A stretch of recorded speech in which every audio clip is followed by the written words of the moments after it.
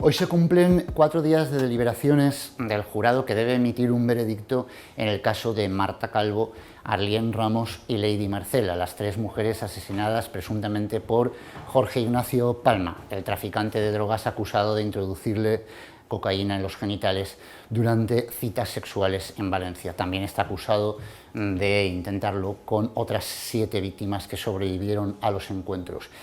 ¿Qué es lo que explicaría esta gran tardanza del jurado? Hay varios factores. Por un lado, ser jurado no es fácil, son personas que no son doctas en derecho y en este caso hay muchísimas complejidades.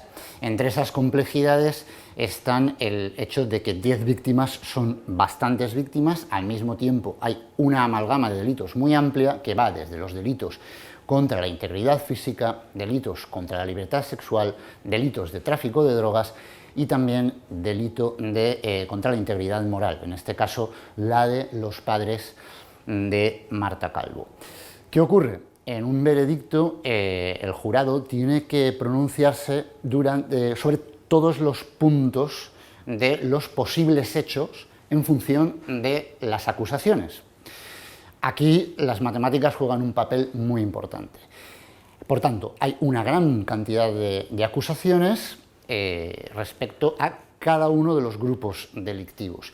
Y todo eso se plasma en un objeto del veredicto, que viene a ser un cuestionario en el que el jurado debe decidir sobre los hechos probados y, en función de esos hechos probados, sobre las culpabilidades.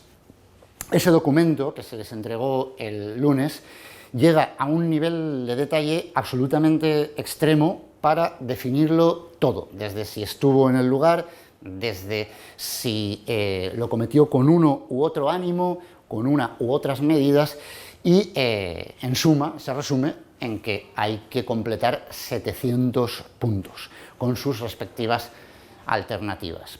Por lo tanto, esa tarea es ingente, es uno de los documentos de objeto de veredicto más grandes de la historia reciente judicial en la Comunidad Valenciana, como nos han comentado varios juristas, varios expertos en derecho.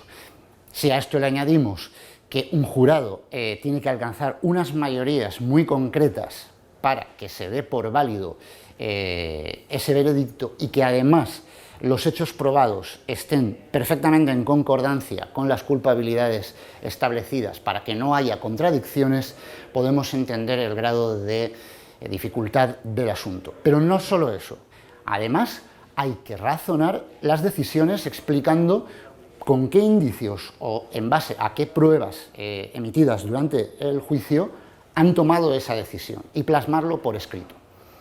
Esa es, a grandes rasgos, la cuestión y esa es, a grandes rasgos, la gran dificultad con la que se están encontrando.